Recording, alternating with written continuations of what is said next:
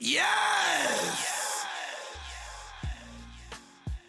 Ladies and gentlemen, I got some amazing news. And this news is so amazing, I'm still in disbelief that it's actually about to happen. But in the first part of the Bungie dev team's director's cut, it's been stated that sometime in Shadowkeep, scout rifles will be buffed. If I recall correctly, this will be the second or third time the scout rifles have been buffed. So I hope that whatever Bungie has in store for scout rifles in Season 8 will finally make these long forgotten weapons a viable weapon type again. In this video, we'll discuss predictions of how powerful scout rifles may become, alongside a few of my personal favorite scout rifles in Destiny 2. So without further ado, let's get it in. Hold up, wait a minute.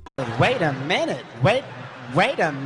What weapon was that? Is that a year one weapon? Yes, ladies and gentlemen, it is a year one weapon. This beauty right here is known as the Core to Serve, a year one kinetic 180 RPM scout rifle. Core to Serve was one of my most used weapons in vanilla Destiny 2, as well as the first weapon I ever used in my first match of Destiny 2's PvP. And it hurts when I think about how deserving this weapon is to receive random rolls, but sadly enough, we're almost in year 3 of Destiny 2 and there's been no new life breathed into this weapon. Now, I love the Core to Serve because of its modern day cosmetics. I mean, look at this thing. It doesn't even look like a Destiny weapon. This thing looks like it's straight out of Call of Duty or something. It looks like the bullpup love child of an M1 carbine and an M14 EBR, which are also two of my favorite weapons in real life. But not only did the Core to Serve look amazing, it also sounded amazing, and it's in a 180 RPM archetype, which has always been my favorite style of scout rifles dating back to the earliest days of Destiny 1. I had to shout out Core to Serve because there are a lot of people who joined the Destiny community after Forsaken, meaning that a huge chunk of the Destiny 2 player base has never seen or heard of this weapon. It may not happen, but I got my fingers crossed that we'll get a random rolls capable version of the Core to Serve in Shadowkeep. And if not in Shadowkeep, hopefully it'll happen sometime before Destiny 2's end. Next up, we have the Midnight Watch. This is a 200 RPM scout rifle in the kinetic slot and can only be obtained from Gambit Prime in the Reckoning. When Season of the Drifter first went live and I found out that the Gambit Prime scout rifle was going to be a 200 RPM variant, I was immediately disinterested because I've never liked the 200 RPM scouts, ever. I've never been a fan of Mida Multi-Tool, which is in the same archetype, and from what I recall, the 200 RPM scouts have always been the most consistent scout rifles for PvP, but I've never really liked using scouts as a whole in PvP. However, I had somewhat of a change of heart when I heard one of my clanmates obsessing over the Night Watch a few months back, as well as how happy he was when he finally got one to drop with the almost exact roll he was looking for. I didn't give this weapon a chance until after I managed to drop one with Outlaw, multi-kill clip, and a handling masterwork, alongside the fact that I had the ornament for it, which looks pretty amazing too. So one day I dusted this thing off after pulling it out of the vault, and I was immediately blown away. Not only did I love how it looked, and with and without the ornament, I love its firing sound, and it wasn't long before I decided to masterwork. Since this archetype of scouts has always had a good reputation in the Crucible, I might even start using this thing there too. Who knows? All I can say is that we better get some bigger maps in Shadowkeep, because the small claustrophobic maps in the current era PvP don't complement the playstyle nature of scout rifles in the slightest. It's already bad enough that scouts don't deal the best damage in PvE, but they're even less incentivizing to use in PvP. But anyways, as of presently, the drop rate of Gambit Prime weapons in GP and the Reckoning is super stingy, so you're literally at the mercy of some cruel RNG if you're trying to get the Night Watch to drop. However, the drop rate of these weapons is supposed to be tweaked soon, so keep your eyes peeled for that too. I don't know. Now, if you're not much of a raider and or someone who has never done the Scourge of the Past raid, I would highly suggest getting a fire team together or finding some type of way to run the Scourge of the Past raid. Not for the Anarchy, but for this monster right here.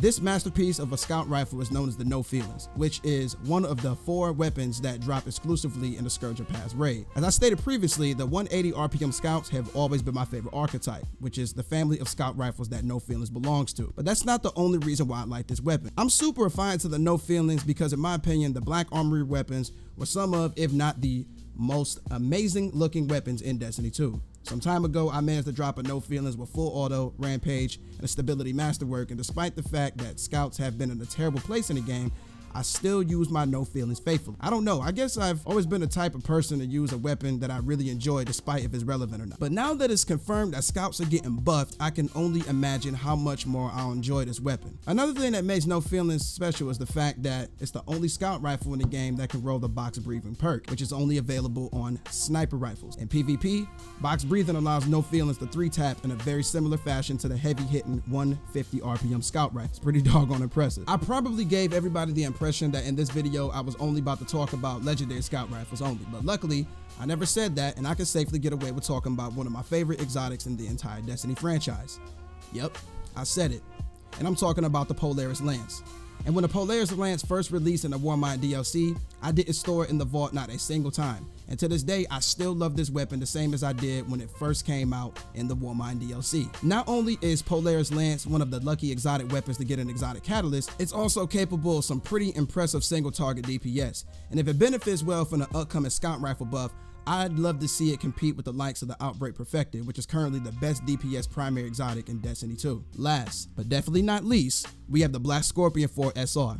An odd but amazing weapon in the sense that it's the only 260 RPM scout rifle in the game capable of random rolls. In fact, there hasn't ever been a 260 RPM scout rifle in Destiny 2 outside of the Vouse Fountain. Anyways, this is one of the few scout rifles that never really impressed me in PvE, but in PvP, this thing was a beast, even back in the beta days of Destiny 2. Its intrinsic rapid fire frame perk gives it fully auto fire capability, and due to how stable it is, this thing feels amazing when you hold the trigger down. I love it. Black Scorpion's fire rate is so fast that it almost feels like an auto rifle, and I'm almost for certain that this would be a go-to weapon in the Crucible when scout rifles receive their long-awaited buff. The Black Scorpion that I'm using in this video is the Year 1 version, but you can easily get a much better version of this weapon from the gunsmith, provided that RNG is generous enough to give you one. Ladies and gentlemen, we've reached the end of the video, so allow me to thank you for making it to the end. In the comment section below, do me a favor and tell me what your favorite scout rifles in Destiny 2 are, and if you're excited for the buff. After that, do me another favor and give this video a like. If you're new to my neck of the woods, subscribe to the channel and click that bell icon so you don't ever miss a video of the most elite gaming content. With that being stated, 1LHD is over and out. Y'all take it easy. Story. And I need all of you to stop what you're doing and listen.